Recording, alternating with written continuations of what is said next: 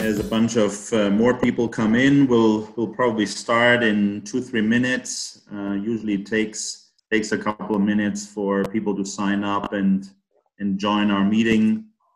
Really glad, Brian and I, and Ross, to have you here and joining us for another episode of Fighting Bulls.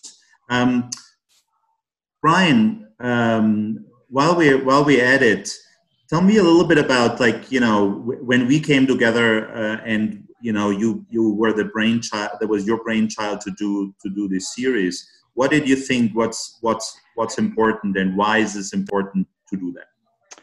Christian, as we discussed, this is my fifth crisis that I've survived. I'm surviving this. I'm surviving this one. I survived the other four, from the Asian financial crisis through to the global financial crisis.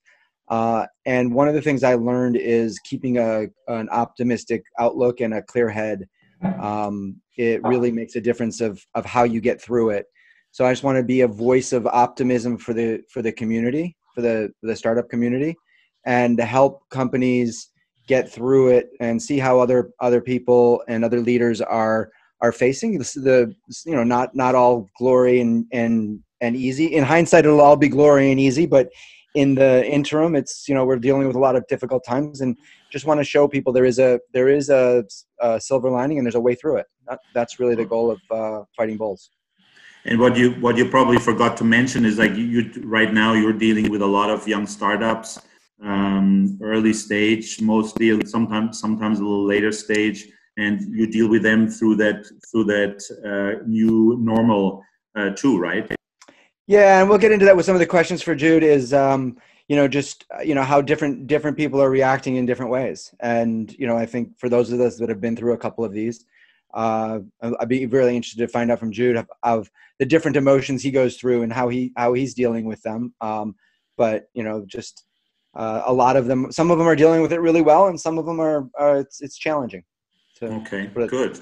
Then I would start. I suggest let's start with our second episode of the Fighting Bulls series. That's our way of how we want to support the local but also national startup ecosystem, giving him some or getting some great advice, some great entrepreneurs, some great executives in front of the mic or hear the video, and ask some questions on how they deal with the situation. Brian, you quickly introduced yourself. Myself, I'm Christian Magel, founder and CEO of Venture Lane, a Boston startup hub for early stage tech companies. So we're kind of dealing in that respect every day with the challenges of the companies in the current situation. I founded a couple of startups, been an entrepreneur for a long time, and really went through a couple of crises, be it .com, be it a global financial crisis or stock market turmoil. And, we think that actually helping startups and founders by learning from the best entrepreneurs and the best executives, but also get a couple of practical tips, hopefully makes everybody come out stronger from the current situation. Just a quick one on how we go with that. We do about 30 minutes of interview questions between Brian and I. We'll interview Jude from Localytics, who joined us here today. Very excited to have him on board.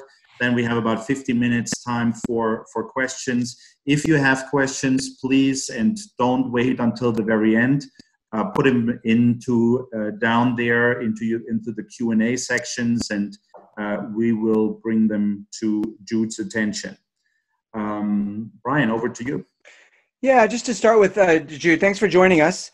If you can just tell us briefly, what does Localytics do, and if you can describe the business model, big picture, how do you make money? How big is your team?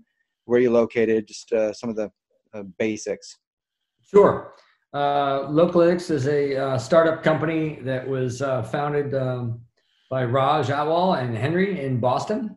and it has evolved over the years, but its principles have been around the collection of data, and that data started on mobile devices and then expanded to web to do two things. One, help inform the customer on how to make a better product, and two, ultimately inform the companies, the enterprise, on how to treat and service their customers in a meaningful or personalized way.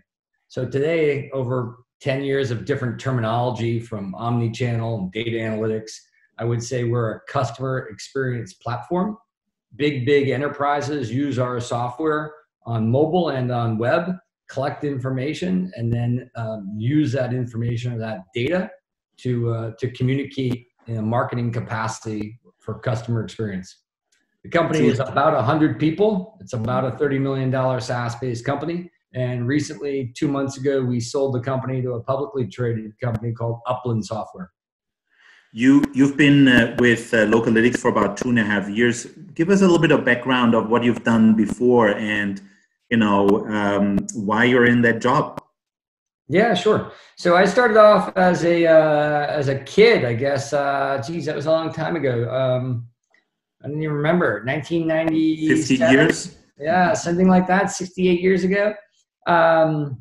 I started off working in the publishing and the printing industry, and it's here where you will have me talk with the most amount of energy and enthusiasm. I started to work for a small company up in Hanover, New Hampshire called Dartmouth Printing and Publishing, and they hired young whippersnappers out of school and put them through a 3 or 4 year management training program. It was kind of like the movie The Firm, where everybody came in, nobody would leave. It was like they were making money in the back. And they had it was a $50 million company. They brought me in and effectively gave me an MBA into how businesses might want to operate. So for the first half of my day, I would work in the carpet area. The second half of my day, I would put on a pair of jeans and a t-shirt, and I'd work in the real world, which is scheduling and fulfillment, inventory and purchasing and production and shipping and things like that. So I did that for a number of years. I loved it because I got to see how goods and services were built. I also loved it because it was an Edward Deming and a total quality management philosophy. And that philosophy in simple terms is probably two things. One is there's an acceptable amount of variation that should be understood in quality. And two is that the people who are closest to the work generally know the most about the work. So kind of shut up and listen to them. During that time, I really understood that the industrial age was going to move into the digital age. So I only spent 3 years there because I understood something like the World Wide Web was coming. And I went to a small company called PeopleSoft, which at that point was a HRMS transactional-based system that later got acquired for Oracle. So I moved very quickly from a manufacturing and industrial age to a ERP software company with Oracle and spent about 10 years there. Okay, can you tell us quickly on the so you went through Oracle in the .com crisis, and later on you joined TomTom through the GFC. What were your learnings from that? What did you take away that you're using still today? Well, I guess there's probably two parts to that question I think of. One was at Oracle, I was working with big, large enterprises, global enterprises. So I worked with GE. I worked with GE in the divestiture of Genuity. I worked with KPMG in the split up of the tax and auditing to the consulting and Bearing Point. And I'd say that as a young man, in my late 20s and early 30s, the thing that I learned is the folks who are in the top positions don't always know what they're doing. And so they're looking for advice, they're looking for a perspective, or they're looking for best practices. They may not raise their hand, they may not do it with humility, but as a young kid, I found myself more often than not being in a position where I could say, hey, we could do it this way, or how about over here, or how about that? And I think when you're in a younger functional role, that kind of gets suppressed and you fall into functionality or apathy or something like that. So what did I learn? I learned to be a contrarian. I learned to think about things differently, ask a lot of questions, and look under the rocks of 3 or 4 other things that weren't commonly understood. And that that experience has helped me quite a lot throughout the last couple of decades. In terms of the second, it was a scary time when the markets crashed. I can remember the particular point where I said, oh shit. I was in the basement and I was watching the markets crash, and I was watching Lehman crash. And it was a very scary time, much like today, though different. Emotionally, you weren't sure what was going to happen. And you had to really work on your positivity. You had to work on your brain. And you had to work on your calibration between all the things that you were feeling that are very, very real. And you shouldn't suppress them. They're real. They're feelings. They're antennized. But you also had to work on your cognition and work on thinking about things in a more logical or sequential way. And I think that's somehow relevant to today. Jude, yeah. How do you, now that you're a CEO and you've got to really be in charge of, as you said, 100 people, how does that experience affect you and help you in dealing with the uncertainty? And now that you, not just that, but also deal with your team's uncertainty, how do you manage that now? And any advice you have for other younger leaders? Sure. So I want to be very careful here. There was a number of references in the beginning to great. I am by no means great, and I'm not doing everything perfectly. In fact, I may be doing many things imperfectly, but I have a perspective, and to the extent I can share that, and it's valuable to others. I think the first is probably to listen. People have a lot of things that right now are more emotional than general normal times.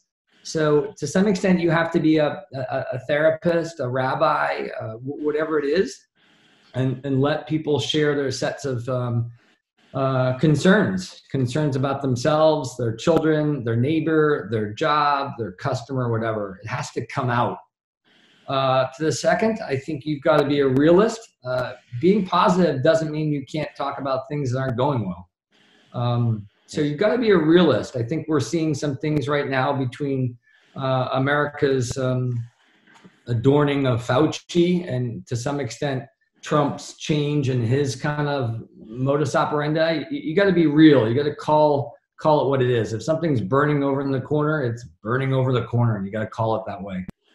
And then the third is I think you got to work on what you can work on. There aren't a lot of things you can do and control that are outside of your span of control. I can't affect my customer per se. I can't affect the market. I can't affect an antidote for the virus. All I can do is try and manage within the parameters that are completely different than they were 4 or 8 weeks ago, and do the best I can within those control systems, and be comfortable that I might not be fully in control. I'm just attentive to them. So those would be kind of 3 things that I've tried to do or I think about trying to do. Anything in particular that you're prioritizing at the moment? Yes. I have a TV with the news, and it usually goes from CNN to CNBC. And I try like heck to watch about a half hour of each, and then I try like heck to get the hell out of the TV room. Great advice. It just doesn't allow me to be positive. It doesn't allow me to think about the things that I can control. It's very, very addicting because you can either turn into something where you have a lot of empathy for the situation and others, which is very real and is something I want to have and other people want to have, or it can turn you into being overly nervous and concerned that there's doom and gloom and Armageddon. But at the same hand, you have to know what's going on. You have to learn some things and so forth. So my advice would be get the information you need to get, but get the hell out of it, and then figure out, okay, I'm now going to be able to work in a 2x2 box. What are the things within my 2x2 box? How can I manage them? How can I be attentive to them? Great advice. We had Douglas Kim on another webinar today, and he actually cited the Stockdale paradox, which is like the survivors. And he said, like, it's great to be an optimist, but that doesn't help you necessarily further if you're always an optimist. You need to be disciplined and confront the brutal realistic scenario, and then you can still be an optimist. But if you're not facing the brutally realistic scenario as you have it right now, what do you think about that? I couldn't agree more. In fact, I think to some extent you want to go over here and plan for worst case scenarios and be attentive to all the risks that exist. Call it out, put a probability to it, and say, let's work to that, even though none of us want it or none of us think it might occur. Okay, so create this sense of urgency within. Absolutely, absolutely. Okay, what do you do to create this sense of urgency within your team?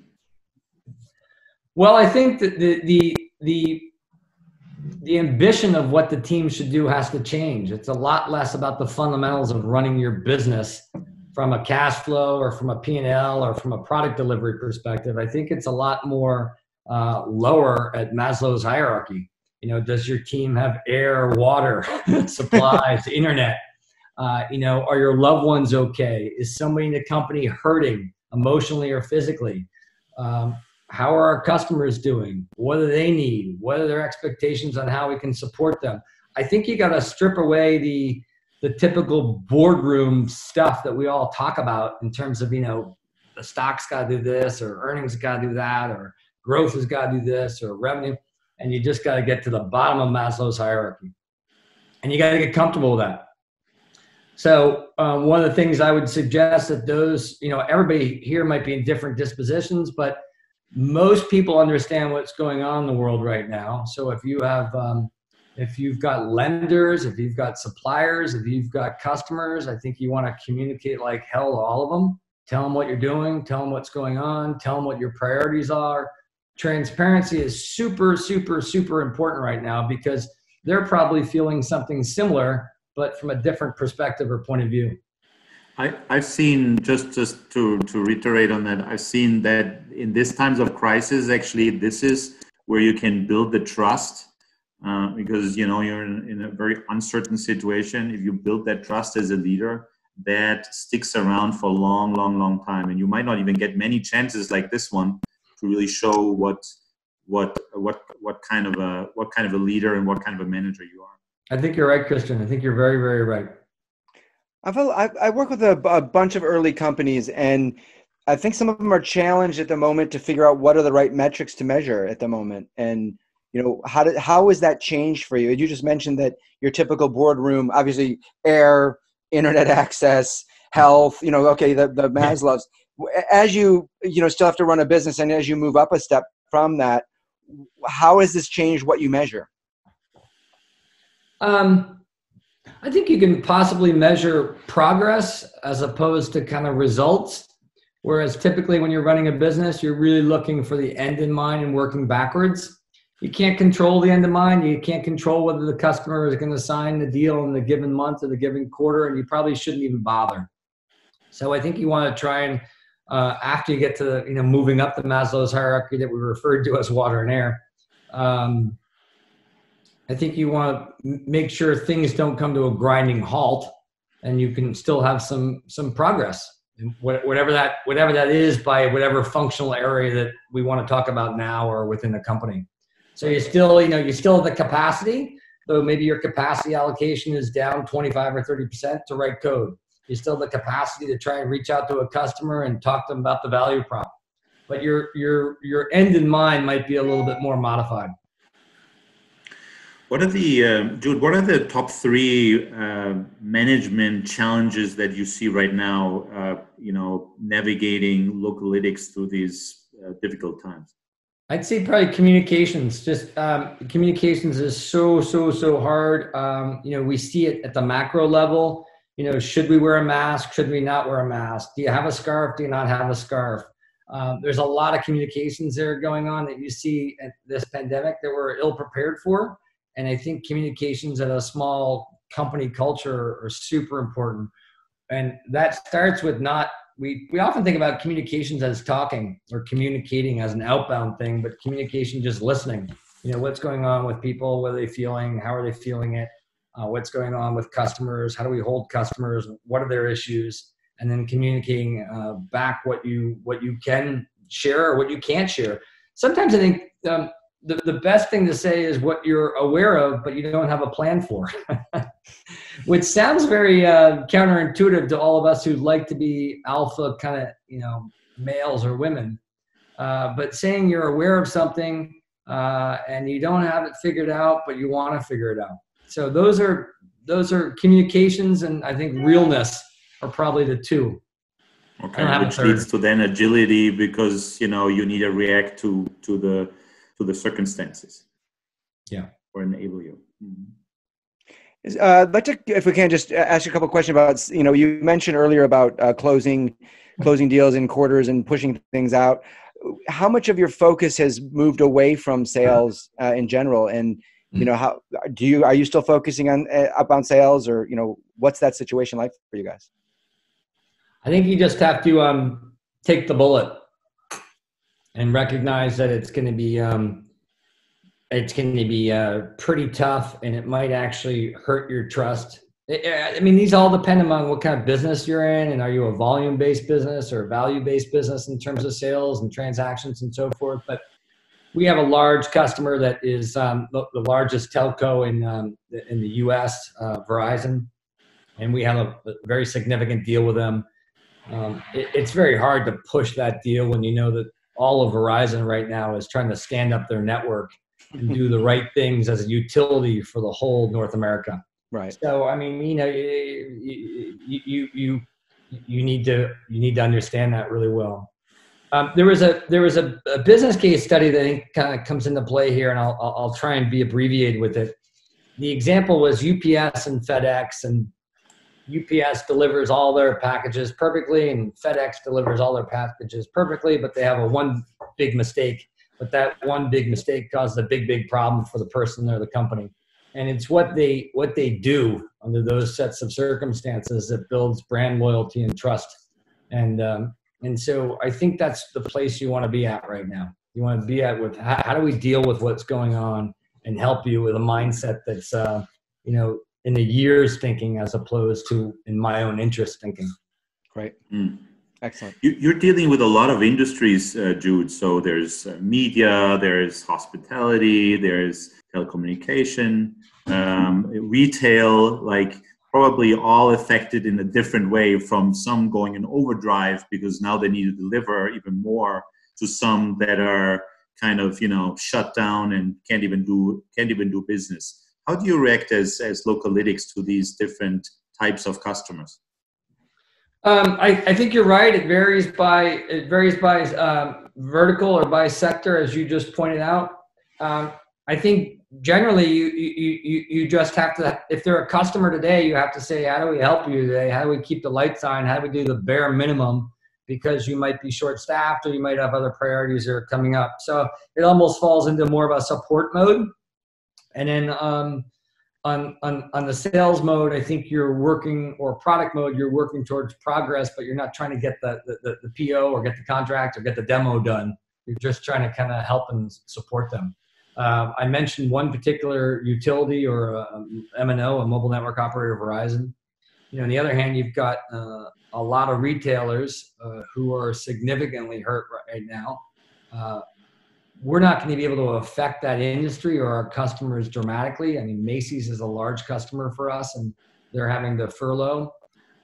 Can Macy's and will Macy's want to pivot towards the digital over the physical during this time of crisis? Yeah, you bet. Of course they do.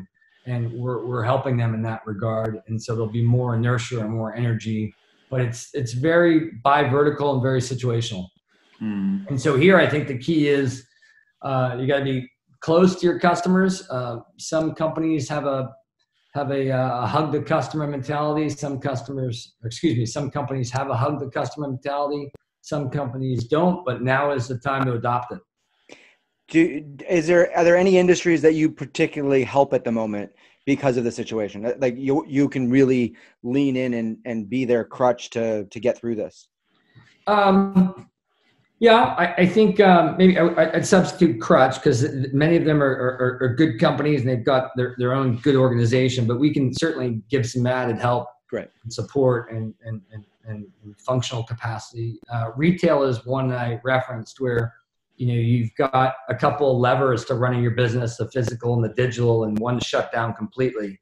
So we can help for customers that are in that digital. Similarly, we work with some companies like streaming companies like ESPN, and Disney. And so ESPN and Disney, especially ESPN with producing content and more of the content flowing, we can help and support them. So their numbers are going up. Similarly, we support some grocery stores out in the West Coast. That whole digital space is going up. So there's some more constraints or more demands. It could be very much at the back end with the infrastructure, or it could be at the front end, which is they're just not sure what to do, or they're overwhelmed with what to do because modus operandi required 4 people, and now the need is to have 40 people. So we're doing things like that in spot places. Awesome. As we go on, I just want to remind our audience to put your questions into the Q&A window that you can open when you go down to the bottom, and let us know if you have any questions yourself that you want to ask Jude. Jude, can I ask you like a practical question? I'm sure that this is like a domino game. As everybody's kind of scrambling to reduce costs and pause things and things. So I'm sure that people and your customers approach you. How do you deal with customers that come to you and say, listen, in the current situation, I can't pay you anymore, or can you give me a discount? Or how do you approach this? What's your advice for how you guys do it, or what's your advice for an early stage or regular tech company, how to approach that? Sure. So I don't think it makes sense to be going and looking at your DSO right now and really going and, having your clerks call into them more often. So you probably want to shut down things like that. If it moves from 78 to 98 or 108, it is what it is. Obviously that has a cash implication. So some companies, depending upon where they are on their balance sheet, will find my comment to be reasonable or find my comment to be crazy. So, it really, really, really depends. I think as much as we can receive a request, we want to answer that request.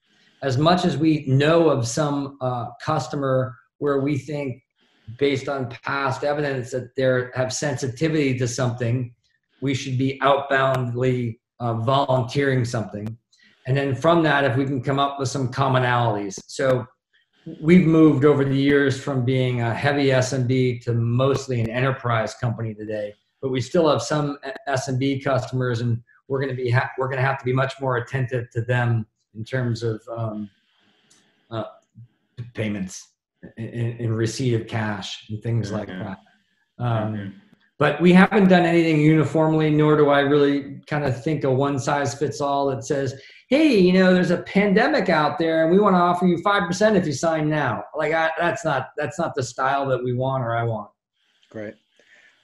I noticed on your profile, it says the challenge of change and seeing potential for success and navigating the process is exciting and energizing. I assume that was written before the crisis. Yeah. Do you ever at the moment feel excited? Is there anything exciting in it? Obviously the health scare side, but the challenge ahead of you, is that energizing at all? Boy, that's a tough one. Yes, I do. From an individual level and from I hate to say this, but from a wealth creation perspective, the market really is not reflective of the value of these companies right now. Right. So it's a wonderful time to be watching the market and investing in companies. So I've personally done that, putting more cash into the market. Okay. I think it's a wonderful time to see the sets of processes or priorities you have as a company, because when they're under stress, you can see where you haven't put energy into them.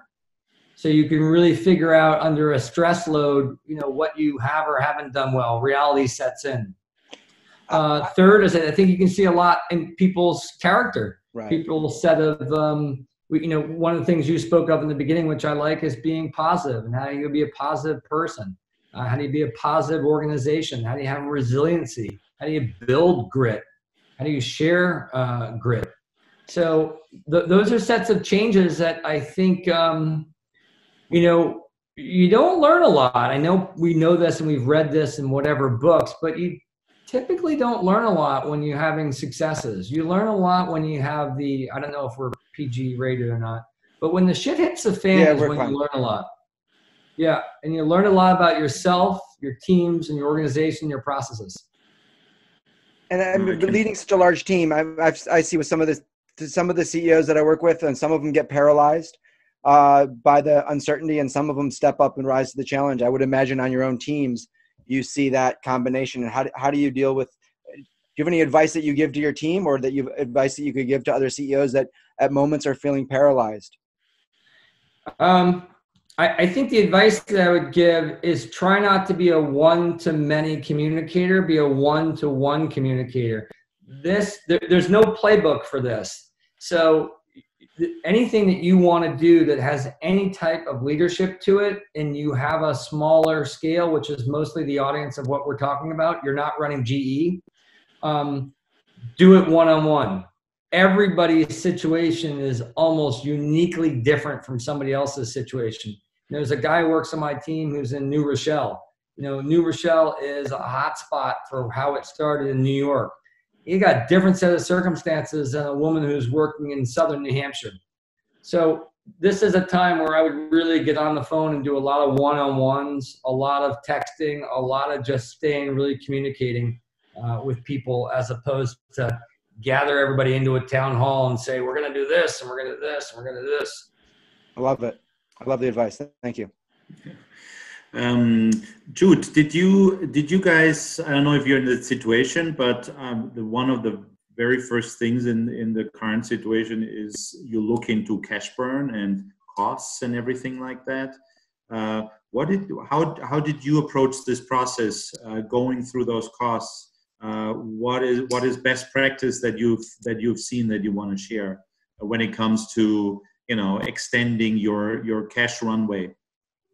Yeah, I can't speak to this because we've got the work that we had already done to have our cost structure as a sustainable cost structure with a balance sheet is such that we didn't need to or don't need to make any changes. But I have thought a lot about if I were in a position, where that was necessary, what would you do? And I have a lot of empathy for those folks who are in that situation. So I don't have any beautiful things to say here, Christian, other than I would try and recognize that this is a short-term thing. Now, the definition of short could be months or quarters, but it's relatively short in the human sphere. And so I would do a lot to keep with people, stay close to people, whether that means going to your line of credit and explaining it and telling them that you're going to burn it down, whether that means you're going to increasing your debt, whether that means going to everybody and saying, hey, we're going to take a 25% haircut for the good of the all, whether that means furloughing some people. But I would be on the lookout for trying to rebound with a big J curve as opposed to just trying to cut. This is a very different scenario than 2008, 2009 liquidity and stuff like that we went through a decade ago. It's great advice. Okay. But it's super hard, and I'm very empathetic and compassionate to those folks who might be right at that red and black line. So these are comments I have, but I respect whatever they might have to do. I have a question here from the audience is, do you have a routine for your everyday, for your personal everyday work routine that helps you and helps you to go through the processes, but also stay sane? In terms of the more normal life, or the context was just over the last? I think you working at home, I guess. Oh, yeah. I no, not really. I mean, I'm trying to figure this out myself. A couple of things I try and do is I try and, as I said, I try and watch the news. I have a theater room in the basement or a TV room in the basement. So I try and watch a little of the news in the beginning of the day and at the end of the day, but it's very addicting and I could be there for hours. So I try and timestamp it to about 30 minutes. I try and do emails quickly, and then I try and just be on the phone a lot. The only other thing that I have done as a practice over the last really probably 3 weeks is I try and get out and walk a lot more. So I've got beautiful land here and trails and a wife and kids, and I've gotten much more in touch with, I don't know how you want to call it, a Zen or a spiritual, sense of understanding. This is all career stuff important, but it's all very unimportant. So, spending time to really do the simple things, I'm more in touch with myself. Okay. So, yeah. That's good. You're not sure how to handle that. In the best way. Absolutely. I'm not a person who would take a walk in the middle of the day. I would find that to be very, unproductive. And now I'm doing that, and it's actually helping me. Yeah. Another question is, how much of your time goes actually into coping with the new situation rather than just sticking with old priorities? 80-90% new. Yeah. Is that also for your team? How much does your team stick to? Everything is different. I mean, we're in a case where we've got two things. One, the company was acquired by another company. So there's what's called the change in control. So all of that is happening. Plus you've got all this new stuff happening. Plus you've got the underlying, run your business. Mm. Can I ask you on that, Lan? Like, you guys got acquired 2 months ago. Congratulations for that. And I've been going through this also personally, like a lot of changes usually going on in terms of culture and adopting to the new environment. So in a way, you're kind of adopting, you're fighting two bulls at the same time. Yeah. Hopefully a friendly one and then the current situation. What do you find are the challenges now with a new parent company and finding your role as a company in the new culture? I'd say putting your hand down or raising your hand. There are opportunities where you just feel like, that's the stupidest thing in the world. Why the hell are they doing that? And you need to figure out if you want to put your hand down or if you want to raise your hand.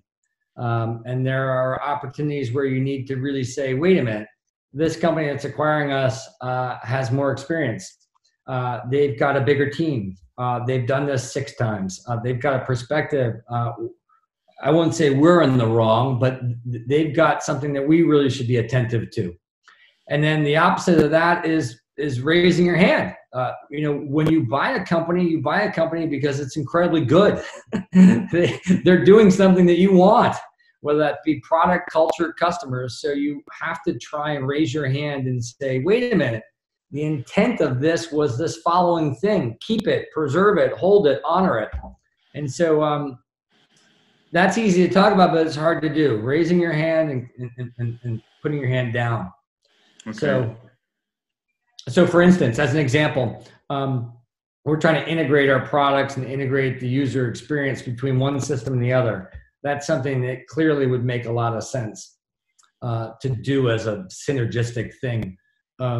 We're also trying to make some modifications to a product, but it might lose the inherent value of what we created that was an asset. So why are we doing it? Got it. And it's a hard thing to do when you're acquired because you're trying to be subordinated to the acquirer, but the acquirer also is probably either indirectly or directly asking you for your perspective.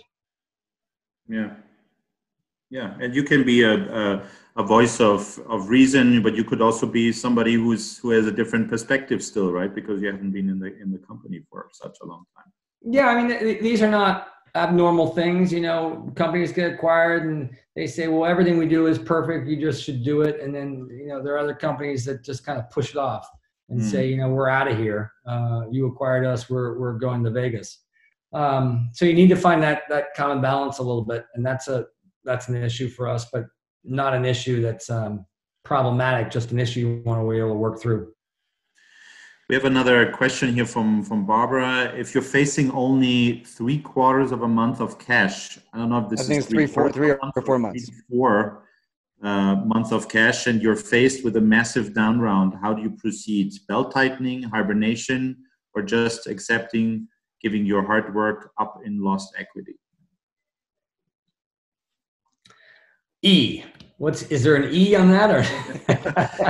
All we have. But if you have I would say Barbara. Barbara. Yeah, I would say Barbara. I don't know. I don't have I don't have enough information to give you anything that I would want you to do anything with in a soundbite. So I'm happy to give you my cell phone, and I'm happy to talk about it for 15, 20 minutes. And to the extent I can give you some better advice after listening, I'm happy to do that. That's very so generous. Barbara, if you wanna send us an email under contact@theventurelane.com, and I'll put you guys in touch. Yeah, happy to do it. There's a couple of things that but we can talk about real time, and that might be a little more productive. Thank you very much. Yeah. No, that's by the way, that's super kind that you do this, and I agree. It very much depends on the circumstances. Yeah. That you're facing. And we had a couple of those situations of, is it A, is it B, or is it C? And you ask around, and many times it is actually the E, maybe a combination of things, what makes sense. I find it always, that it comes down, be it exit or being in these situations, what do you as a founder want to get out of this? So how important is this? Where do you see yourself in this whole bit? And is the way and the path that you're choosing, is that still in line of where you want to be with this company as a founder? So.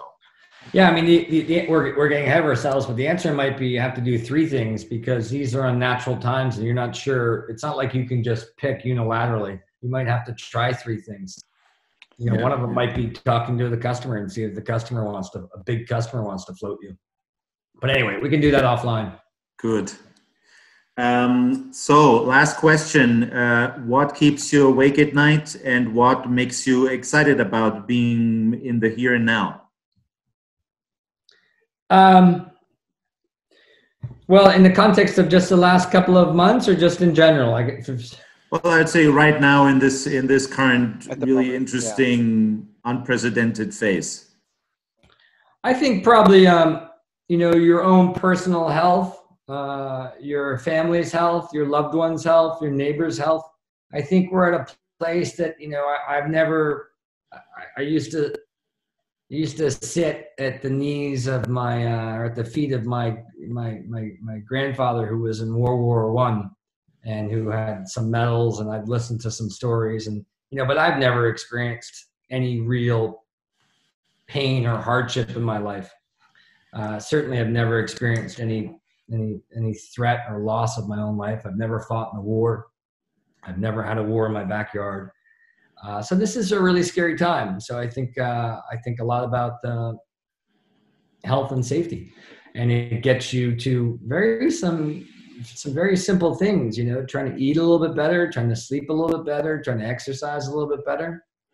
So I do a lot of that. That's kind of grounding.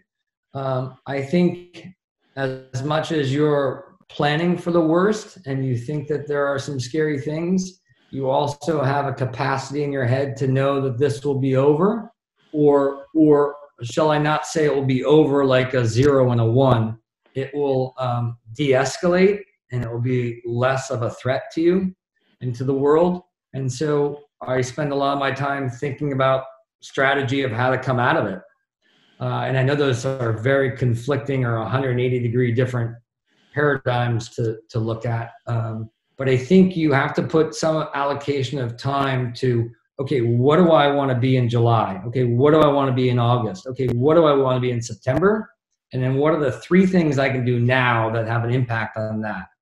And I think that's a very rational way of kind of placing your time and your priority beyond that 80 or 90% that we talked about, which is just dealing with the emergency. So I guess I think really about 2 things, simple safety for you and your loved ones, and then probably your strategy and how you're going to be stronger out of this, or how you're going to be survival out of this.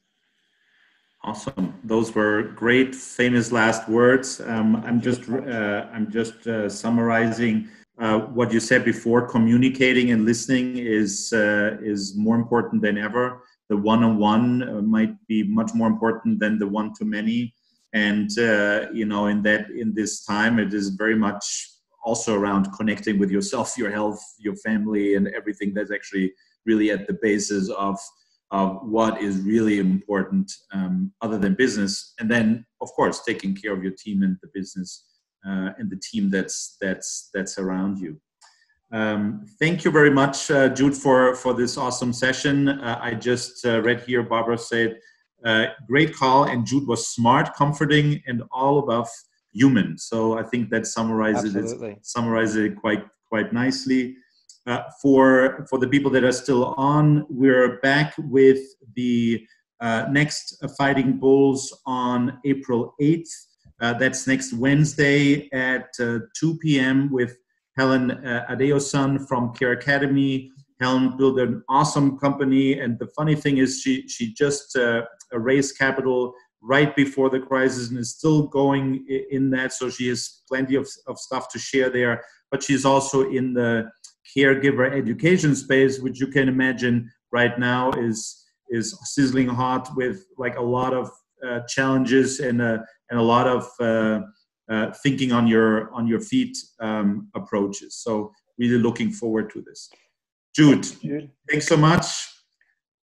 From Brian and I, thanks for your time, and hope that you, your family, and your team have a great time coming out of this safe and healthy. Look forward to a coffee or a beer in the future. Yeah, I'll take you up on that. I appreciate you guys doing the series. I appreciate you guys taking the extra efforts to be positive and then try and look at this as the glass is half empty and the glass is half full. So good job for you for doing that. And for others in the audience, I do have an appreciation that there could be there could be some uncertainty, and to the extent that I can help on a one-on-one basis, I've got that time. So please reach out. Thank you. Okay. Thank you very much. Bye, Jude. Be safe. Cheers.